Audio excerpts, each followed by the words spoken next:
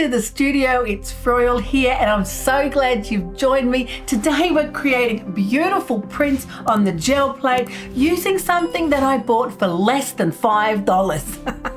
Recently, my son, who lives in China, bought his partner a beautiful bouquet of golden ginkgo leaves. And I saw the photos and I said, oh man, they're so beautiful. Where did you get them from? I wasn't thinking about giving them to anybody. Of course, I was thinking about jelly printing with them because they're the most beautiful shape. They look like they would print so well on the plate. Even the color was glorious. So yes, I had to order some from Temu. It didn't take very long. It was $4.86 and they arrived on my doorstep so fast. Of course, they look absolutely beautiful, don't you think? But I didn't buy them to put in the vase. I bought them to use on the gel plate. I did have to wrangle them away from my mum who wanted them left on the side table, but I thought for $5 I'm pretty sure I can just order another set because you get 3 bunches of the ginkgo leaves in one pack for under $5. It's an absolute bargain. It's the best bargain I've bought recently. And the first thing I wanted to do, of course, is cut them so that I could split them apart to individually print them on the plate. Now, this was easier said than done. They were quite tough. It's quite solid plastic. But of course, determination wins out every time. Cut them into pieces, ready to print with them. So excited. They look absolutely fabulous. I pulled out these paints and I'm using Amsterdam metallic colors. Now, note to self, if you're going to buy something on Amazon, make sure you look at the details. I didn't actually look at the size of the tubes. I just saw the picture and bought the pack because it was a fabulous metallic range, but they're tiny. My tiny little Amsterdam paints are beautiful and I'm using them for these prints, but I think I'll have to upscale next time to the bigger tubes. Of course, I started with the deep gold and I'm pushing the ginkgo leaves onto the gel plate quite tentatively, really. I wanted to see what marks they would create, if they'd create marks just by themselves. Push them into the plate, into the beautiful deep gold. Let it dry and then I pulled the print with deep violet. It's a Liquitex color, one of my favorite colors, and the print looks glorious, don't you think? Yes, absolutely beautiful. It's got a really nice shine to it from the metallic colors and the deep violet is just beautiful. Worked really well. Using the ginkgo leaves this way makes really interesting marks if you're wanting to do some mark making, but of course there's so much more to explore. Then I thought I would take a solid color with the graphite, metallic graphite. This looks beautiful. Straight on the plate, straight off, solid base color so that I could use that particular paper for the next print. This time I'm using the silver on the plate, pushing the ginkgo leaves into it because I want to really get that beautiful metallic shine and see how it looks. I pulled it with the fabulous graphite. It looks really good, really pretty. It's got a nice shine to it. But you know, nothing really stays the same for long in my studio. Once it was dry, a bit later down the track, I did spray it with some acrylic spray ink, a Dina Wakley color called Midnight. Pretty nice. It looks really good. And if you're spraying the ginkgo leaves, they're like a stencil. They're spraying the beautiful colors through the shapes. It worked really well. I think the print looks fabulous. It looks really effective and much better with the spray ink on it, I think. So I'm getting a little bit more adventurous now, and the next print I'm using the beautiful rich gold in the Amsterdam metallic colors, and I put it on the plate and then pushed the ginkgo leaves down more with a piece of paper, taking off some of the paint from around them. See, I'm getting more brave. The more I use them, the braver I'm becoming. So I let that layer dry and then I put the copper on top of the print and pushed the ginkgo leaves into that color as well. I was just trying to create a few different layers, some different metallic shines to it, and to see how it would print. You have to try these things. You just have to experiment. What have you got to lose? It was only $5. And then when that was dry, I pulled the print with the metallic silver. It looks really nice. It's very beautiful. You can see all of those ginkgo shapes on the print in different layers of where they were sitting into the paint. Rather beautiful. And of course, I left it alone for at least 10 minutes. And then I pulled out another Dina Wakley spray. The acrylic spray ink is really good because it sticks to the gel prints because it's acrylic paint. I find it works better than some of the other sprays because it sits on top and it just covers better. I find this one's in the Tangelo, I think, color. It's orange, it's beautiful, it looks great. I love the way it just captures some of those marks from the leaves and a little bit of splatter from the spray ink. I think it works really well. There's so many ways you can use this very versatile tool. This print, I'm using Liquitex Muted Pink. I love this color at the moment. The muted range is just really working for me. Put it on the plate, put the ginkgo leaves on, and then really press down with another piece of wet strength tissue. Wiped all the way around the leaves, pushed them into the plate as much as I could because I wanted to use them like a mask in that you're taking off the paint from around it and really making those shapes form in the paint on the plate. Worked really well and it's a beautiful color. Waited for it to dry and then I pulled the print with my favorite golden iridescent bronze fine. Yes, it's beautiful and the print worked so well. Look how beautiful it is. It printed really well, and because I had the ginkgo leaves on top of each other, you can see some in the foreground and some behind. It's really clear. I think this is actually probably my favorite print so far. The color's working really well. Actually, this is not iridescent bronze fine. That's the Amsterdam bronze. I forgot for a minute there which bronze I was using, but look how beautiful it is. I like the way it's got the different layers of the ginkgo leaves. I didn't actually think it would print that well. It's printed much better than I expected. What a bargain. So the next print that I did, I used the same method. I put the ginkgo leaves on the plate, pushed them down with the waste piece of paper that's now actually getting quite a few layers on it. And then when it was dry, I sprayed it with the Ice Inks in bronze. It looks fabulous. I'm loving it. I love spraying things with the bronze Ice Inks. But I think the print looks beautiful. The colors look great.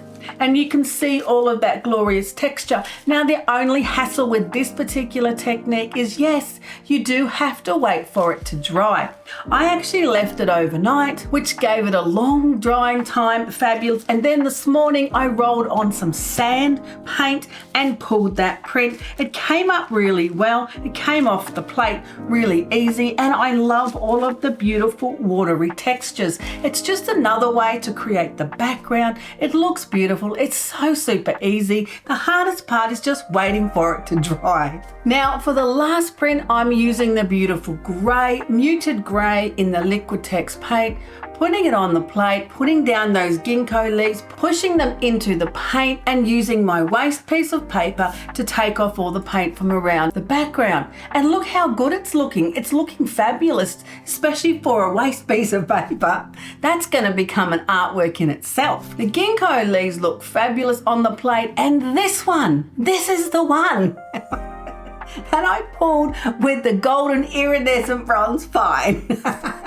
It looks absolutely beautiful. It pulled up glorious. I just love this print. It worked really, really well. It's so clear. You can see the ginkgo leaves and the shapes and in between the shapes. It works really well. So have a look at the waste sheet. I'm thinking it's beautiful, so I decided to fill in the white spaces with some of the Amsterdam bronze because it's becoming a beautiful artwork in itself. The shapes look fabulous. You couldn't repeat it if you tried. Filled in the white spaces. It looks beautiful, but of course I couldn't leave it alone. So then I decided to paint some of the ginkgo leaves straight onto them with the paint and print onto the paper like a stamp, and they worked great. I think it looks rather fabulous. especially for what the paper was. You can see the multiple layers on the print from the colors of where I was pushing it down on the plate and printing around it like a mask. And then I've got the filled in areas of the bronze and a few little stamped shapes of the ginkgo leaves. I mean, it's endless what we can do with these. $5, and we've got all of these possibilities and so many techniques. I think this one is so much fun because it kind of happened by accident, and it means you're not throwing any of your papers away that you're using for roll-offs or for waste or moving the paint around. So it just works really well and it looks glorious. In fact, all of these prints are looking rather fabulous, don't you think? Now, I'm absolutely loving this bronze one with the muted grey. It looks absolutely beautiful, but I do think we could take it one step further and add a little bling. Just a little bit of gold foil. What do you think? I haven't shown it to you before because I've only just found it.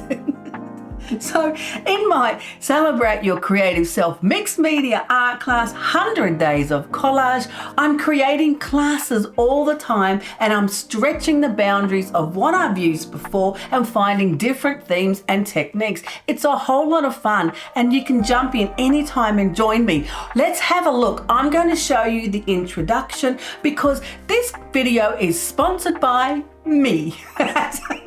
So have a look at the introduction of my Skillshare class because I know that you're going to want to come and join me, or it's on Patreon as well. It's so much fun and there's so much to learn. So in this class, we're going out of this world. My intention is to encourage you to create past your own preconceived boundaries, to expand your creativity and to stretch your imagination, to go further than you've gone before. This is class 5 of Celebrate Your Creative Self Mixed Media Art class, 100 Days of Collage. And it's the most comprehensive mixed media class that I've ever created. In this class, we're heading into unknown lands, exploring steampunk fantasy. We'll challenge our own beliefs about ourselves with a surreal self-portrait, and we'll step into a parallel universe. We'll be exploring nature's fantasy and then up and away for a space odyssey adventure. We'll step back in time in a timeless tale and we'll put all of this together in mystical realms. Right, so in the last lesson of the class, I pulled out some beautiful gold foil. This one is the PBO Mirror Leaves and the Mixed and Relief Adhesive. So easy, so fun, so quick. So I decided to put some on this print to draw around some of the ginkgo leaves with the fabulous Mixed and Relief. What I like about this particular one is it's got such a fine nozzle, so it's really easy for drawing lines, going around things and highlighting areas. I know it's going to look amazing because if we look at the original ginkgo leaves, I mean, look how beautiful they are. They're so nice and gold and shiny. I'm thinking we need a little bit of this bling on one of these prints. So I drew around some of the areas of the ginkgo leaves. Now the thing is, and the instructions say, that you have to wait 1 to 2 hours for the paste to become dry before you put the gold foil on. So when you put the paste on, it's white. And then when it's dry, it goes completely clear, which I'm thinking that we are there, baby. See on the print here, how you can see like a shiny line on some of these ginkgo leaves. That's where I drew on it with the fabulous Mixed and Relief, and that's where we're going to add the magical gold foil. So, because that's just going to take it to a whole other level. Now it does say 1 to 2 hours. I think it's only just dry. That's the hardest part, is waiting. But if you can be a little bit patient, it really is worth it. Let's just have a little clear off from these other prints so they're not in my way.